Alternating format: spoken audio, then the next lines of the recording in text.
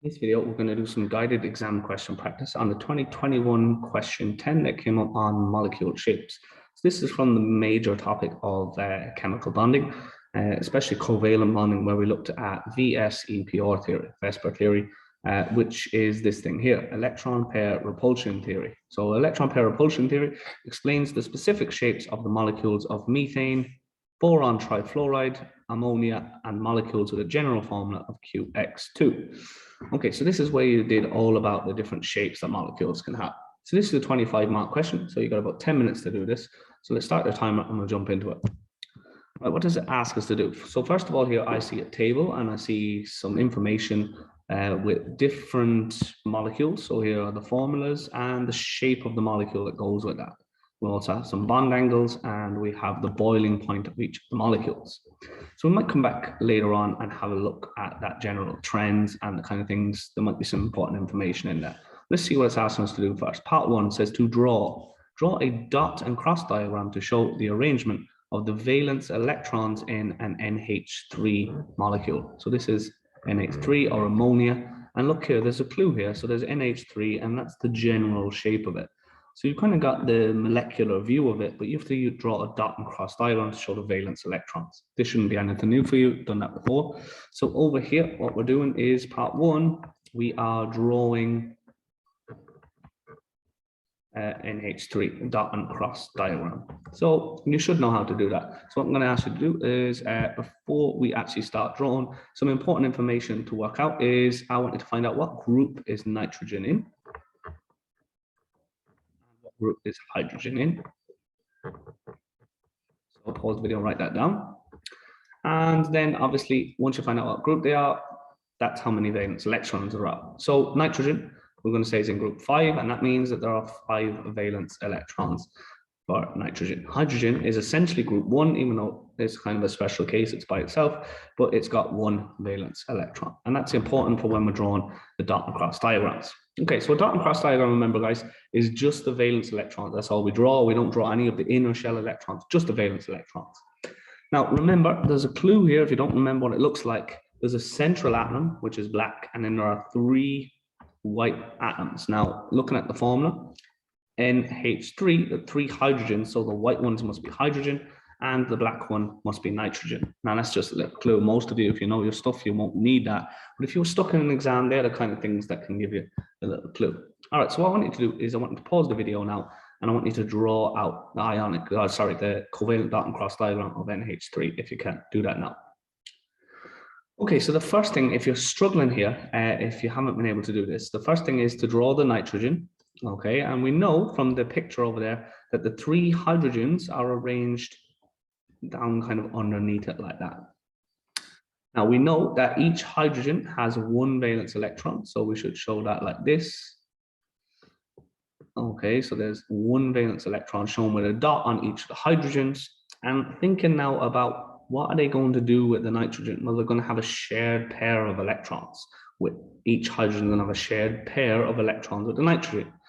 So again, if you haven't done that, I want to pause your video and make each hydrogen have a shared pair with the nitrogen. Pause your video, do that now.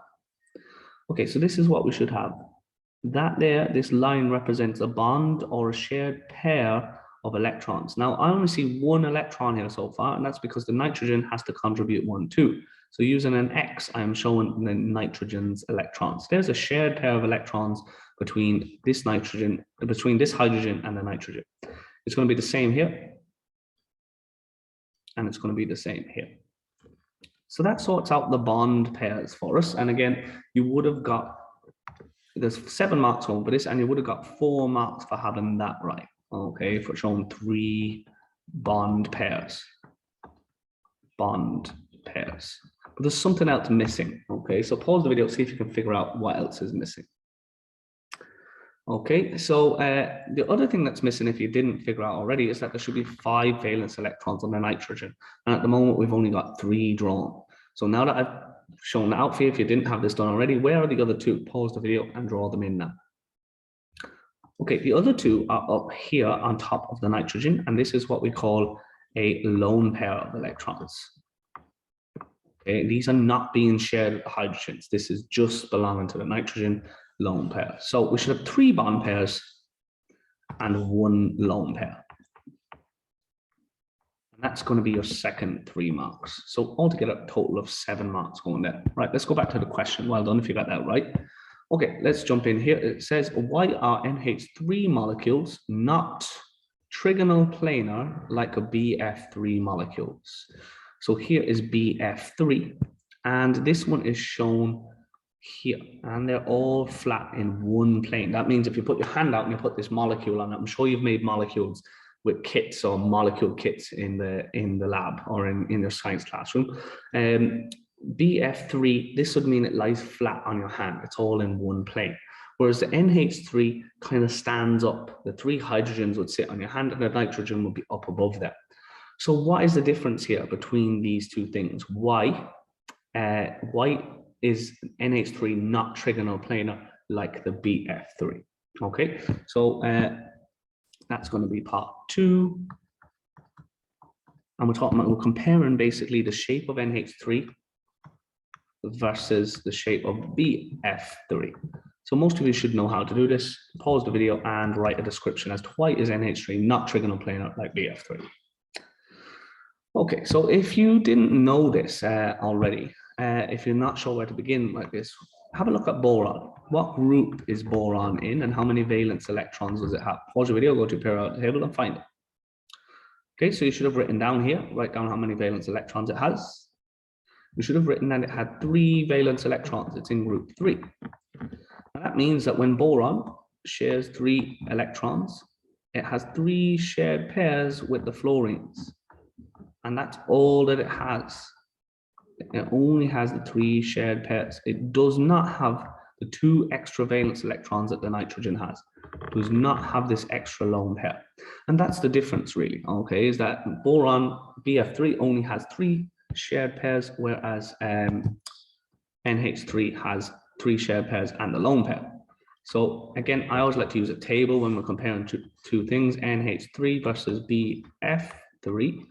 I would say that BF3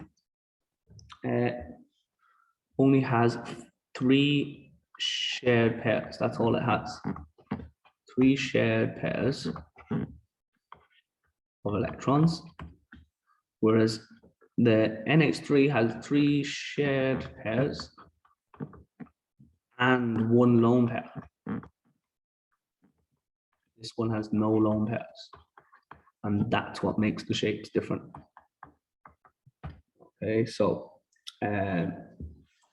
that's yeah, so that's really that. That's as much as we need there. Okay, right, jumping back in here. What are the 2 possible shapes? So we're on part 3. What are the 2 possible shapes? So make sure we're given 2 of a molecule with the general formula QX2. So look at this, QX2. It's wondering what are the 2 possible shapes? So there's 2 options. So we need to make sure that we include 2 options. So 1, 2, 3. Okay, so if you know these, so it's QX2. If you know what the 2 possible shapes of molecules like that are, go ahead and write the answer down. Okay, so if you don't know, I'm going to give you 2 examples here of molecules with this general formula QX2. Now, obviously Q and X aren't real elements, but if we were to replace them with real elements, an example might be CO2. That is the same as this because Q is 1 element and there's 1 atom of that, that's carbon, and X is another element with 2 atoms of that, so O2, CO2. So now I've given you a concrete example of a molecule C with QX2 formula. Can you tell me what the shape of carbon dioxide is? If you're not sure, it's a good idea now to draw out a covalent dot and cross diagram. We practice this in class, and then tell me what the shape of that is. The other molecule here that we could have with this would be OH2. We usually don't write it like this. We usually write it as H2O. So it would be X2Q, I suppose, if you like. All right, that's where it gets a little bit confusing. But essentially, it's the same thing. It's written in another order. OH2 or water. What is the shape of this molecule then? So they do have different shapes. Again, if you're not sure, I would draw out a covalent dot and cross diagram of water. Make sure you include all lone pairs, all bond pairs, and that's the best way to do it. Okay, so the shape of a carbon dioxide molecule is linear. That means it's all in one line like this. It's got C, it's got a double bond to the O, and it's got a double bond to the O like that, CO2. All right, I'm not drawing the full covalent dot across because we don't need to here. It's just good practice for you to help you figure it out. Water then was more shaped like this. The O's up on top, and the waters are singly bonded like that. And the reason why this is different from this is because the oxygen in the center here, the central atom, has two lone pairs as well as two bond pairs like that. Okay, and the carbon here has no lone pairs on it. So this carbon over here has no lone pairs. It's just got four bond pairs, whereas this oxygen has two bond pairs and two lone pairs. And the lone pairs have a greater repulsion than the four bond pairs. So the lone pairs push the bond pairs down in this case, if you like. So again, we would have learned about that these have greater repelling power and they push the bond pairs down and skew the angle of the molecule. And we call this a V-shaped, or also acceptable is we sometimes call it a bent molecule like that. So these are the two possible answers, or these are the two answers, and you'll be getting 3 marks for each one like that. Okay, back to the question. Next one, explain. So give an explanation for why both CH4 and BF3 are non-polar molecules. So this is probably one of the toughest parts of this question. Students tend to struggle a little bit with this idea. Why are these two molecules both non-polar molecules? Well, just have to check what the two molecules, CH4 and BF3. Okay, so CH4 and BF3 are both non-polar molecules. Why is that? Okay, well, first of all, it's important to note that BF3 would have polar bonds. So we were to look at this. Here is the BF3. We've kind of looked at the shape of it already. It's trigonoplanar, BF3 like that. And each of these BF bonds is a polar bond. Okay, and we can check that out by looking at the electronegativity differences between B and F. So here is our table of electronegativities. Boron is here, 2.04. And fluorine is here, 3.98. So definitely a strong electronegativity difference between these. Remember, the difference has to be 1.7 for it to be, it has to be greater than 0.4, sorry, when I'm forgetting my numbers. Yeah, it has to be greater than 0.4, and that makes it polar. And definitely a difference of greater than 0.4 there. So essentially what we're saying is that the fluorines have a delta or partial negative charge, delta minus, and delta minus. And that leaves the boron with a partial positive charge. So there are polar bonds. So it does have polar bonds. This is what makes this answer a little, or this question, just a little bit tricky. There are polar bonds in this molecule. So it does have the potential to be polar. There's different charged areas within the molecule. But you see, whether the whole molecule is polar or not depends, does it have two clear oppositely charged ends? So when I'm talking about polar molecule, you have to think of it kind of like a magnet, where the magnet has two full opposite ends, and the partial charges are separated by a distance, the delta positive and the delta negative. If we look at where the center of the negative charge is here, the center of the negative charge, if I track it with a green marker, is going to be in the middle of any negative charged areas. Now, because this molecule is symmetrical, the center of the negative charge, where they kind of meet, if you like, is right bang in the middle, because the three negative areas are all at the three ends here. So the middle of them is right bang in the middle, which happens to be where the middle of the positive charges as well, where the main area of the positive charges. And because the dipoles, these positive and negative charges, cancel each other out, that's why we essentially have a non-polar molecule overall, because there's no oppositely charged ends. The dipole moments cancel out. And of course, it's going to be the same in the CH4 because the molecule is highly symmetrical. CH4, even if there are dipole moments in the bonds, the centers are going to balance each other out. So it's quite a difficult one to answer. Why are they non-polar molecules? But we're essentially talking about the dipole moments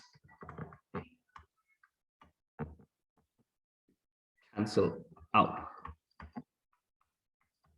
Okay, or the sum of the dipole moments adds up to 0. There's no two areas that are oppositely charged that are separated by a distance. They all kind of cancel out in the middle of the molecule. So the dipole moments cancel out. Tough one, and I just wanted to walk you through that one rather than get you to actually try practice it by yourselves. The next one then, what evidence is there in the table? So we're actually using a table now to ask us. So what evidence is there in the table to support the claim that bond pair repulsions are weaker than lone pair repulsions? Okay, so we're looking for evidence to support. Okay, so what we need to look at here is we need to look carefully at the bond angles. We need to see, is there any difference in the bond angles when we've got lone pair bond pairs versus when we've just got bond pairs.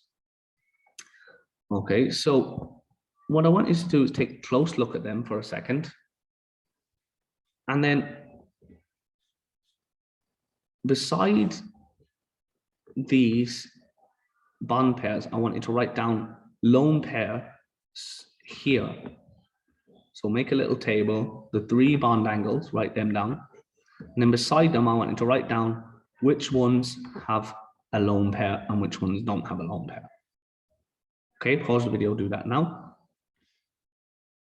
Okay, so 109.5 in this molecule here, CH4. If you think about CH4 for a second, it has just 4 bond pairs around it. So 4, actually, you know what, we're just going to write down 4 bond pairs. Okay, so no lone pairs, 0 lone pairs. What about this one? Pause the video and write this down. What does it have? Bond pairs or lone pairs? Okay, so this one has 3 bond pairs, and that's it. Boron has 3 valence electrons. All of them are in bond pairs, no lone pairs. And then this one here, NH3, this one we've drawn already, has 3 bond pairs, but it also has that 1 lone pair. So is there evidence here looking at this? Well, this here is the smallest bond angle. All of these are bigger bond angles, these 2, bigger bond angles than this one. All right, especially when we compare these 2 here. This one is 120 and this one is 107.0. And when we compare this one, this has 4 atoms around it. It has a similar bond angle, but this one is definitely a little bit less. 107 is less than 109.5. So if we look at in total, there are 4 pairs around here, and there are 4 pairs around here. So but this one has 4 bond pairs, this one has 3 bond pairs and a lone pair. So we are comparing like with like, 4 pairs of electrons around each one. So now we need to put that into a little sentence to describe what evidence that there is here. Okay, so this is part 5, and this is evidence that lone pair bond pair is greater than bond pair. So pause the video and write an explanation for that now. All right, so the explanation here really is that NH3 has lower bond angle than CH4 because,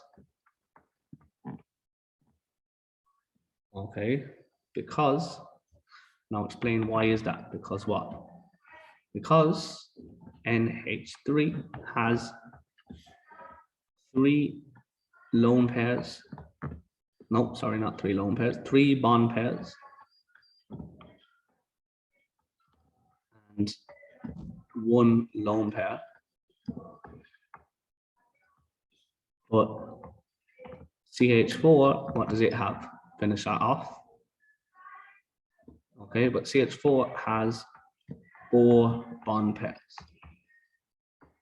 Okay, so it seems to be that the lone pair makes a difference to the bond angle, and that's because its repelling power is a bit stronger than the bond pairs alone. Okay, all right, guys. So tricky little question, but very common style of question. This type of question comes up very often.